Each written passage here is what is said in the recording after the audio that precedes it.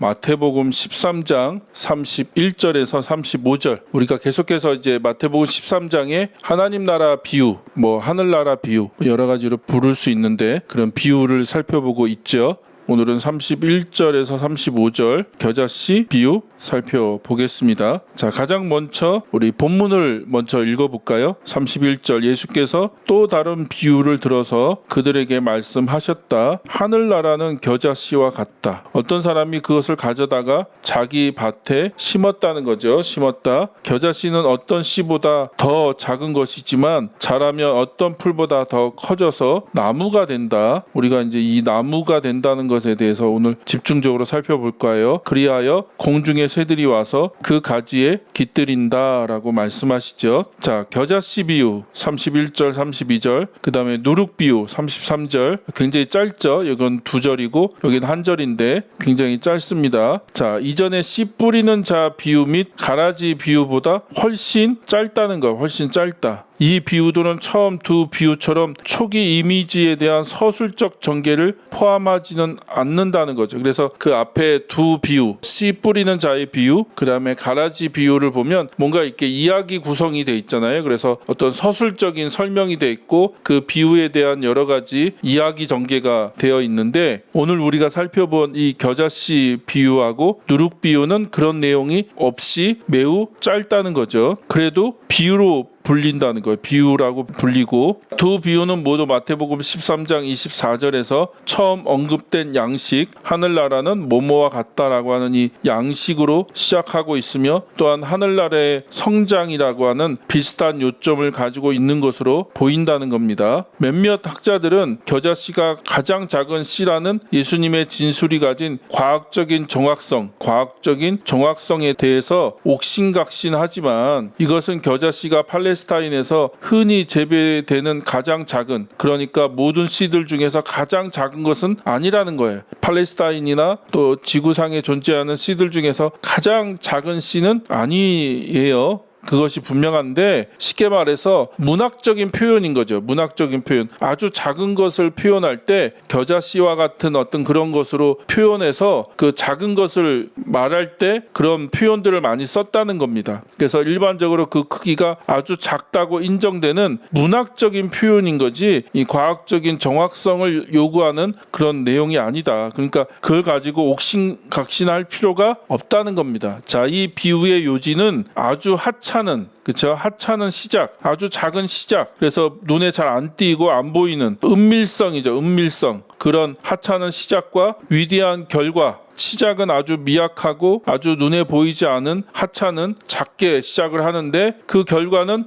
굉장히 크게 드러난다는 겁니다. 그래서 확장성과 변화성이라고 하는 이 서로 대조되는 그런 두 가지를 비유적으로 겨자씨 비유에서 얘기하고 있다는 겁니다. 자, 우리는 여기서 예수님의 말씀을 주의하여 살펴봐야 한다. 여전히 많은 사람들은 겨자씨가 커다란 나무가 된다는 것에 아무런 의문을 제기하지 않는다. 저도 어릴 때 그렇게 배운 것 같아요. 교회에서 이 겨자씨가 자라서 나무가 된다라고 그렇게 배웠는데, 이거에 문제 제기를 잘 하지 않는다는 거예요. 하지만 겨자씨는 실제로 커다란 소나무나 잣나무와 같은 형태의 나무가 되지 않는다는 거예요. 나무가 되지 않는다. 절대 겨자 풀은 자라서 나무가 될 수가 없다. 왜냐하면 겨자는 십자화가, 그러니까 이 식물 분류로 보면 십자화가에 속하는 한 해살이 풀 혹은 두 해살이 풀이라는 거예요. 그래서 가장 비슷하게 보이는 게, 저도 이제 제주도에서 한 14, 15년 살았으니까 유채꽃하고 굉장히 비슷해요. 유채꽃, 이 겨자풀 꽃이 이 유채꽃하고, 이게 보면 제주도는 2월달 되면 이제 유채꽃이 예쁘게 피면서 정말 절경을 이루는데, 그런 유채꽃하고 굉장히 비슷해 보입니다. 근데 이게 나중에 자라서 나무가 되진 않거든요. 나무가 되지 않는다. 다 자라면 보통 1m 내외로 자라고, 팔레스타인 지방에서는 3m, 그러니까 많이 자라봤자 3m 가량까지 자란다고 한다. 다시 말하지만 겨자는 풀이지 우리가 흔히 생각하는 레바논 아름다운 백항목과 같은 그런 목본성 나무에 속하는 그런 풀은 아니라는 거예요. 그러니까 풀이지 나무는 아니다라는 거예요. 그러니까 겨자씨를 아무리 심어도 겨자 풀이 자라고 많이 자라봤자 3m까지밖에 안 자라지, 근데 그게 나무로 막 자라지는 않는다라고 하는 것을 우리가 분명하게 기억해야 됩니다. 그렇다면 왜 예수님은 겨자 풀이 자라서 나무가 된다고 얘기하셨냐? 겨자씨는 실제로 울창한 소나무나 잣나무와 같은 형태의 나무가 되지 않는다는 거예요. 나무가 되지 않는다. 그렇다면 왜 예수님은 겨자씨가 자라서 나무가 된다고 하셨을까? 왜 그런 표현을 하셨을까? 그런 과장된 표현, 그 말도 안 되는. 그러니까 아마 그런 비유를, 그런 말씀을 들었던 현장에 있는 사람들은 속으로 비웃었을 수도 있어요. 예수님을. 좀 말도 안 되는 소리. 왜냐하면 그 당시 팔레스타인에는 겨자 그 씨를 심는, 자기 마당에다가 혹은 자기 밭에다가 겨자 씨를 심는 사람들이 꽤 많았습니다. 많은 사람들이 대부분 알고 있었고 그걸 또 심었고 그걸 경작을 했다는 거예요. 자기 밭에다가 심는. 그런데 예수님이 그런 겨자 풀이 자라서 나무가 된다라고 말씀하시는 것은 굉장히 듣는 사람으로부터 이 무슨 말이야? 이게 말이 돼? 어떻게 겨자 풀이 자라서 나무가 되지? 라고 질문을 던지게 만드는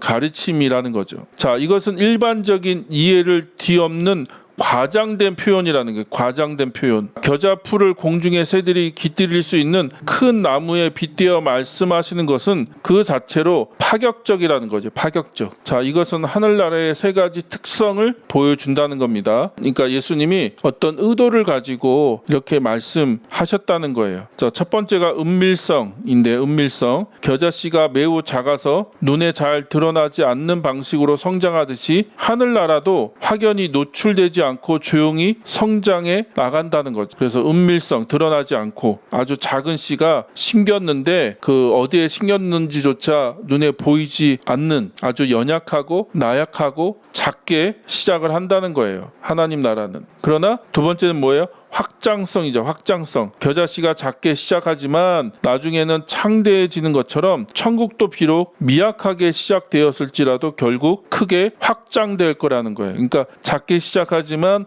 큰 나무가 된다라고 예수님이 과장해서 아주 파격적으로, 그러니까 어떤 상식을 뛰어넘는 거죠. 이 말이 돼? 저게 어떻게 풀이 나무가 된다고 그러지? 라고 하는 그런 의문을 던지게 만드는 그런 가르침인데, 거기에는 그만큼 작게 시작하지만 창대해지고 성장하는 그런 어떤 확장에 대한 의도적인 가르침이 그 안에 있다는 겁니다. 그 다음에 세 번째가 변화성이죠. 변화성. 겨자씨가 크기에 비해 놀라운 변화를 가져오는 것처럼 천국은 아주 작은 믿음에도 불구하고 참여하는 사람들에게 크고 놀라운 변화를 가져다 준다는 거예요. 겨자씨 같은 믿음, 아주 작은 믿음, 그러나 그런 작은 것이지만 놀라운 변화, 아주 큰 변화를 가져다 준다 라고 하는 것을 예수님이 강조하고 가르치기 위해서 그런 표현을 사용하셨다라고 우리가 이해해야 된다는 거죠. 자, 이것은 하나님 나라의 가치와 하나님의 통치가 무엇인지 새롭게 알려주는 것이다. 그러니까 하나님 나라 가치가 무엇이고 이 하나님의 통치가 이 땅에서 어떻게 시작되고 어떻게 열매와 또 확장하게 되고 변화를 가지고 오는지를 보여주는 그런 가르침이라는 거죠. 비유라는 거죠. 하나님 나라가 손에 잡히거나 눈에 보이는 방식으로 임하는 것이 아니라는 거죠. 예수님의 사역 속에서 눈에 띄지 않게 조용히 시작하고 또 하나님 나라는 그렇게 임했다는 거죠. 이는 지극히 작은 시작과 성숙한 끝맺음의 유기적 결합으로 이해되어야 된다. 그래서 예수님이 이 땅에 임하는 하나님 나라의 모습, 처음에는 너무나 나약하게, 미약하게, 또 연약하게, 작게 시작한다는 거예요.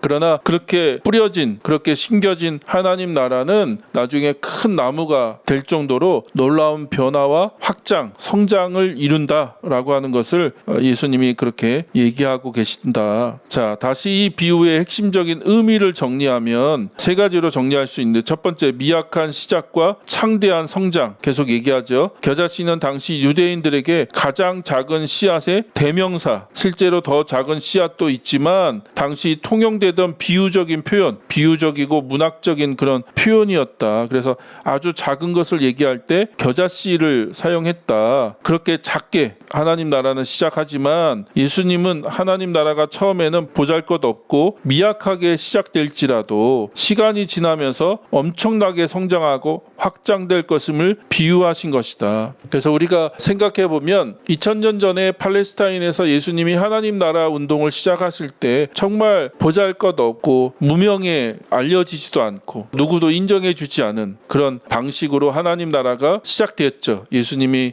이 땅에 오심으로 마치 그 겨자씨 한 알이 심겨진 것처럼 그렇게 예수님이 이 땅에 오셔서 하나님 나라를 시작하셨죠. 그때는 정말로 보잘것없는 나약한 미약한 그런 모습이었는데 그것이 어떻게 해요? 자라서 커다란 나무가 된 것처럼 지금 전 세계적으로 하나님 나라 운동이 확산되어지고 또 그렇게 많은 사람들이 그 하나님 나라에 헌신해서 살아가고 있는 그런 놀라운 결과를 보고 있죠. 두 번째는 영향력과 안식처의 제공입니다. 겨자풀이 크게 자라 새들이 그 가지에 기들인다는 말씀은 작게 시작된 하나님 나라가 결국 많은 이들에게 안식처와 피난처가 되고 그들을 품어주는 존재가 될 것을 의미한다. 그래서 어떤 영향력, 그 다음에 그 안에서 진정한 안식과 휴식과 어떤 보호를 받는 그런 것으로 말씀하고 있는 거죠. 그 다음에 세 번째가 생명력과 잠재력. 비록 작은 씨앗이지만 그 속에 생명이 내재되어 있어 놀라운 성장 잠재력을 가지고 있음을 보여준다는 거죠. 이는 하늘나라가 비록 눈에 띄지 않게 시작되었지만 그 안에 하나님의 생명력이 있어 결국 크게 자라날 것임을 시사하고 있다는 거죠.